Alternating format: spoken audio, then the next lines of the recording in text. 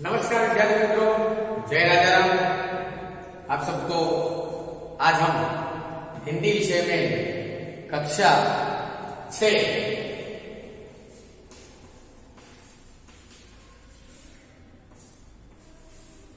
में पाठ नंबर 2 की चर्चा करने वाले हैं। विद्यार्थी मित्रों, हमने पाठ नंबर 1 को समझा, आपने पढ़ा होगा और उसको भावार्थ को समझा होगा। आज हम पाठ नंबर 2 के बारे में चर्चा करने वाले हैं। तो आप सबको मेरे साथ उस पाठ को समझना है और उसको अच्छी तरह से पढ़ना है और समझना है। विद्यार्थी मित्रों, हम बात करें तो जो भी व्यक्ति कुछ अच्छा कार्य करते हैं, कोई सफलता का कार्य करता है, तो ही वो आगे बढ़ सकता है और उसको हम सब याद करते हैं। तो हमें हमारे जीवन में कुछ सफलता हम प्राप्त करेंगे तो लोग हमें भी याद करेंगे। तो वैसे सफलता के पाठ के बारे में चर्चा करने वाले हैं और उस पाठ का नाम है अनूठे इंसान।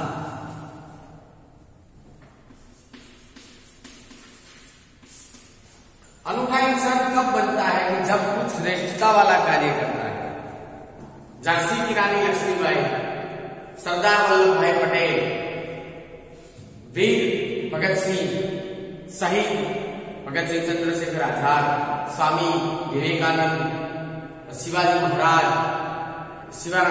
महाराणा प्रताप, ये सब जो लोग थे वो महान थे, वो अनूठे इंसान थे। और वैसे अनूठे इंसान दूसरे भी देश में बने और वो भी उनके देश में भी एक महान पुरुष व्यक्ति बने हैं। जैसे हमारे महात्मा गांधी, हम बात करें तो अभी की जो बात करें तो विक्रम साराभाई, ममता कुलकर्णी, जो सुनीता विलियम्स, ये सब जो है वो एक अनूठे इंसान की बात है। तो नेपोलियन की बात की गई है। ऐसा था नेपोलियन जब छोटा लड़का था तभी से ही सत्यवादी था। नेपोलियन की बात की गई है।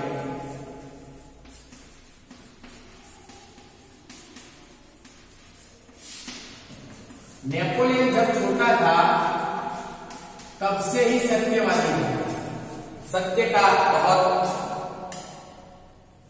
कर्तव्य रखता था। एक दिन वह अपनी बहन इलाइजा के साथ आंख मिचौली खेल रहा था, यानी मैं गुजराती में आपने कहिए तो संता कुकड़ी, आंख मिचौली खेल रहा था। इलाइजा छिपी थी और नेपोलियन उसे ढूंढने के लिए इधर उधर दौड़ रहा था। अचानक वह एक लड़की से जा टकराया। लड़की अमरूद बेचने के लिए जा रही थी। नेपोलियन के टकराने से उसकी टोकरी नीचे गिर पड़ी। कीचड़ होने के कारण उसके सारे अमरूद खराब हो गए। वह रोती हुई कहने लगी, अब माँ को क्या मैं जवाब दूंगी। इलाइजा कहने लगी, चलो भैया हम यहाँ से भाग चले। नहीं बहन, हमारे कारण ही तो इसकी हानि हुई है। यह कहकर नेपोलियन ने जेब में रखे 3 छोटे सिक्के उस लड़की को देकर कहा, बहन मेरे पास 3 ही सिक्के हैं, यह तुम ले लो। इन 3 सिक्कों से क्या होगा, मेरी माँ मुझे बहुत मारेगी। लड़की ने कहा, अच्छा तो तुम हमारे साथ घर चलो, हम अपनी माँ से और पैसे आपको दिलवा देंगे। इस पर इलाइजा ने नेपोलियन से कहा, भैया इसे घर ले चलोगे तो माँ नाराज होगी। नेपोलियन नहीं माना, वह उसे लड़की को अपने साथ घर ले गया। माँ को घटना की जानकारी देकर वह बोला, माँ आप मुझे जो भी जेब खर्च देती है उसमें से एक लड़की को दे दो। ठीक है, मैं तुम्हारी सच्चाई से खुश हूँ, मगर याद रखना अब तुम्हें 1 महीने तक जेब का खर्च नहीं मिलेगा। माँ ने कहा, ठीक है माँ, नेपोलियन ने हंसते हंसते हुए कहा। फिर माँ ने उस लड़की को 2 बड़े सिक्के दिए। वह खुशी के घर लौट गई। नेपोलियन को धक्का देने की सजा तो मिली, परंतु सत्य के पथ पर चलने का कारण उसे यह सजा भुगतने के अद्भुत आनंद मिला। वास्तव में नेपोलियन सच्चाई के पथ पर चलने वाला इंसान था। बचपन से ही उसे खुद पर दृढ़ विश्वास था और यह दृढ़ शक्ति भी उसकी बहुत बड़ी थी। Napoleon Bonaparte.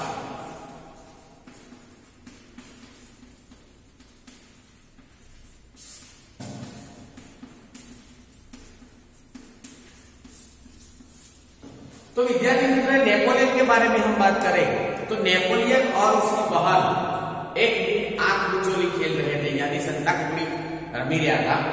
दोनों आंख मिचौली खेल रहे थे। वहां पर आंख मिचौली खेलते खेलते एक लड़की जा रही थी। उससे नेपोलियन टकरा गया और टकरा गया तो लड़की के पास एक टोकरी थी और टोकरी में अमरूद थे। वो अमरूद सब जमीन पर गिर गए और कीचड़ था, सब अमरूद कीचड़ में गिर गए। फिर वो लड़की रोने लगी। वो लड़की रोने लगी और नेपोलियन ने उसको बोला कि बहन क्या हुआ है? तो नेपोलियन ने कहा कि बहन ने कहा, वो लड़की ने बोला कि मेरे सब अमरूद यहाँ पर गिर गए हैं, सब कीचड़ में गिर गए हैं, मेरी माँ मुझे मारेगी। मैं इस अमरूद को बेचकर कुछ पैसा लाने वाली थी, लेकिन अब ये कार्य नहीं होगा। तब नेपोलियन को उसकी बहन इलाइजा ने कहा कि भाई चलो हम यहाँ से दौड़ निकलते हैं, भाग निकलते हैं। लेकिन नेपोलियन ने बोला बहन वैसा हम नहीं कर सकते, क्योंकि ये लड़की का क्या होगा। फिर उसके पास 3 सिक्के थे, वो उसने दे दिए। 3 सिक्के दिए तो वो लड़की बोली कि 3 सिक्के के मुझे कुछ नहीं होगा। फिर नेपोलियन ने बोला कि बहन एक काम करो, आपको प्रॉब्लम ना हो तो आप मेरे घर पर चलो और मेरे घर से मैं मेरी माँ से आपको पैसे दे दूंगा। तब उसकी बहन इलाइजा बोली कि भाई हमारी मम्मी, हमारी माँ हमको डांटेगी, हमें उसको घर लेने नहीं जानी चाहिए। लेकिन नेपोलियन ने बोला नहीं, हमें ये खेलते खेलते हमने जो ये गलत काम हमारे से हुआ है वो अचानक हुआ है, हमने किया नहीं है लेकिन अचानक हो गया। फिर वो अपनी माँ के पास गया और माँ को बोला कि माँ मेरे साथ ऐसा सब हुआ है और इस लड़की को आप पैसे दे दो। उसकी माँ ने उसको शर्त रखी कि बेटा मैं पैसा तो दे दूंगा, लेकिन 1 महीने तक मैं आपको 1 रुपया खर्च करने को नहीं दूंगी। तब नेपोलियन बोला कि मम्मी चलेगा, लेकिन इस मम्मी को इस लड़की को आप पैसे दे दो। उसकी मम्मी ने 2 सिक्के दिए, लड़की खुश हो गई, अपने घर चली गई। नेपोलियन को 1 महीने पैसा जेब खर्च के लिए नहीं मिला, उसके दुख नहीं था, लेकिन खुशी ये थी कि उसने एक सच्चाई की मार्ग पे चलकर एक अच्छा कार्य किया, उससे वो खुश था। तो पीछे से समय जाते वो नेपोलियन एक महान सत्यवादी व्यक्ति नेपोलियन बोनापार्ट के नाम से जाना गया और एक महान व्यक्ति बना गया। दूसरा है सच्चा दान।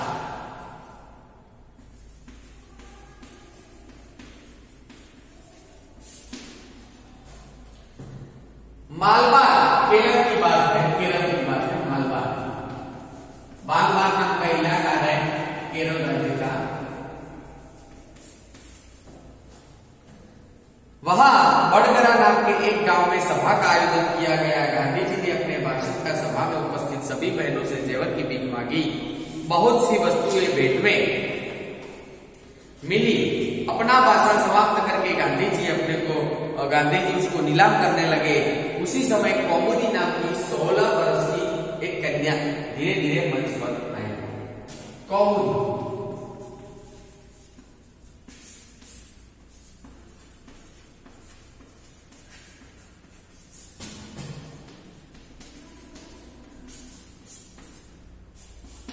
16 वर्ष की लड़की कौमुदी धीरे धीरे मंच पर आई। उसने एक हाथ की सोने की चूड़ी उतारी और उसे गांधी जी को देते हुए बोलती, क्या आप मुझे अपने हस्ताक्षर देंगे? हस्ताक्षर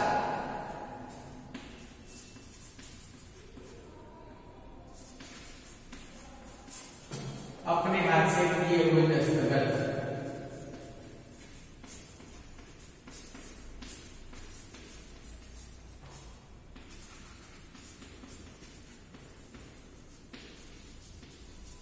यानी हिंदी में इंग्लिश में बोलते हैं साइन। आप अपनी साइन देंगे। गांधी जी हस्ताक्षर कर रहे थे कि उसने दूसरे के हाथ की चूड़ी उतार दी। यह देखकर गांधी जी ने कहा, अरे पगली लड़की, दोनों चूड़ियां देने की जरूरत नहीं है, एक ही चूड़ी लेकर मैं तुम्हें अपना हस्ताक्षर दे दूंगा। इसके उत्तर में कौमुदी ने अपने गले का स्वर्ण हार उतार दिया। स्वर्ण यानी सोने का हार उतार दिया। गांधी जी ने पूछा, तुमने अपने माता पिता से आज्ञा ली है, रजा ली है? बिना कोई उत्तर किए अपने कानों से रत्न जड़ित बुंदे भी निकाल दिए। गांधी जी ने पूछा, तुमने आभूषणों को देने के लिए अपने माता पिता से आज्ञा ली है या नहीं ली? कौमुदी उत्तर देती, इससे पहले किसी ने कहा, इसके पिता तो यही है ना, मान पत्रों की जो नीलामी में वही तो गोली लगाकर अपनी मदद कर रहे हैं। और गांधी जी ने कौमुदी से कहा, तुम्हें यह तो मालूम होगा कि ये गहने दे देने के बाद तुम फिर न गहने बनवा सकोगी। कौमुदी ने यह शर्त पर दृढ़तापूर्वक स्वीकार कर ली। गांधी जी ने हस्ताक्षर करने के लिए बाद वह वाक्य लिखा दिया, तुम्हारे नाभीषणों की अपेक्षा तुम्हारा त्याग ही सच्चा आभूषण है, सच है, देश प्रेम से बढ़कर। एक बात है सत्य सच्चा गांधी। मलबार केरल प्रांत का मलबार था, वहां पर गांधी जी सत्याग्रह का जो कार्यक्रम चल रहा था, उसी समय गांधी जी अलग अलग स्थान पर जाते थे और व्यक्तियों को मिलते थे, लोगों को मिलते थे और मिलने के बाद उनके पास से दान लेते थे और वो दान देश के कार्य में वो यूज करते थे, उपयोग करते थे। तो एक दिन ये मलबार की घटना है, सब लोग अपना अपना जो भी जेवर होता था वो गांधी जी को देते थे, गांधी जी हस्ताक्षर करके देते थे और उसकी नीलामी भी हो जाती थी, उसके पैसे भी मिल जाते थे और उस पैसे से देश का कार्य होता था। ऐसा कार्य हो रहा था और वैसे में एक लड़की आई जिसका नाम था कौमुदी, 16 वर्ष की लड़की थी। उस कौमुदी ने गांधी जी से हस्ताक्षर मांगे। उससे पहले उसने अपनी एक जो हाथ की जो पगड़ी थी वो गांधी जी को दी। गांधी जी ने वो ले ली, हस्ताक्षर करने लगे और फिर वो लड़की ने बोला आप मुझे हस्ताक्षर देंगे? गांधी जी ने बोला हाँ बहन, आपने एक जो आपके हाथ की जो थी वो आपने दी है, तो मैं चूड़ी दी है तो मैं आपको हस्ताक्षर करके दूंगा। फिर उसने दूसरी चूड़ी दे दी। गांधी जी ने बोला बहन आपने ये 2 चूड़ियां दी है, उसकी जरूरत नहीं, आपने एक चूड़ियां दी है, एक चूड़ी से ही मैं आपको हस्ताक्षर करने दूंगा और हस्ताक्षर दे दूंगा। लेकिन वो बोले कि नहीं, मैं आपको दूसरी चूड़ी देने वाली हूँ। दूसरी चूड़ी दे दी। फिर उसने अपना सुवर्ण हार था वो भी गांधी जी को दे दिया। उसके बाद अपने कानों की जो बूंदे थी वो भी गांधी जी को दे दी। ऐसे करके अपना सब दे दिया। गांधी जी अचंभा में हो गए, आश्चर्यचकित हो गए कि बहन आप ये क्या कर रहे हैं, मुझे इसकी कोई जरूरत नहीं है, आप एक ही 2 जेवर देंगे तो भी हमारे देश के लिए अच्छा नहीं है। फिर उसने बोला कि आप किसकी लड़की है? तो उसने बोला कि कौमुदी कुछ उत्तर देते इसके पहले किसी ने कहा कि इसके पिता तो यही है ना, मानपत्रों की नीलामी में वही तो बोली लगवा कर अपनी मदद कर रहे हैं। अब गांधी जी ने कौमुदी से कहा, तो गांधी जी ने बोला कि ये आपके पापा है जो बोलियां लगवा रहे हैं? तो उसने बोला हाँ मेरे पापा बोली लगवा रहे हैं। उसने बोला कि ये बोली हो जाएगी तो आपको अपना आभूषण नहीं मिलेगा। वो स्त्री बोली, वो लड़की बोली मेरे लिए मेरे देश से बड़ा कुछ नहीं है, मैं मेरे देश के लिए कुछ भी समर्पित करने वाली हूँ, मेरा खुद का जो जरूरत पड़े तो मैं मेरा खुद का प्राण भी देने वाली हूँ। तो ये कौमुदी की जो कर्तव्य भावना है, सच्चा दान की भावना है, वो यहाँ पर सार्थक होती है। और गांधी जी ने भी उसको आशीर्वाद दिए कि बेटा हमारे देश में ऐसी लड़कियां होगी तो हमारा देश कभी भी रुकेगा नहीं, कभी भी झुकेगा नहीं।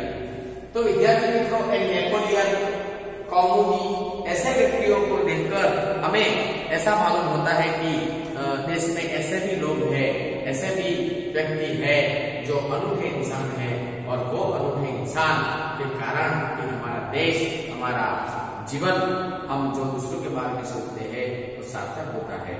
तो हमें ये नेपोलियन के बारे में और कौमुदी के जो कर्तव्य भावना, सत्य की भावना को समझना है और अनूठे इंसान के बारे में भी हमें समझना है। फिर हमें स्वाध्याय में लिखना है और एक कहानी दी गई है, वहां कहानी को भी आपको चर्चा करनी है। फिर आपको स्वाध्याय के प्रश्नोत्तर लिखने हैं, शब्दार्थ लिखना है, समानार्थी शब्द लिखने हैं। तो विद्यार्थी मित्रों, मैंने आपको ये पाठ बताया, उसको आपको फिर से 1-2 बार पढ़ लेना है, उसका भावार्थ समझना है, उसकी विषय वस्तु को समझनी है और फिर आपको उसकी स्वाध्याय के प्रश्नोत्तर, समानार्थी, विरुद्धार्थी ये शब्द आपको पढ़कर आपको अपनी नोटबुक में उतार रहे हैं।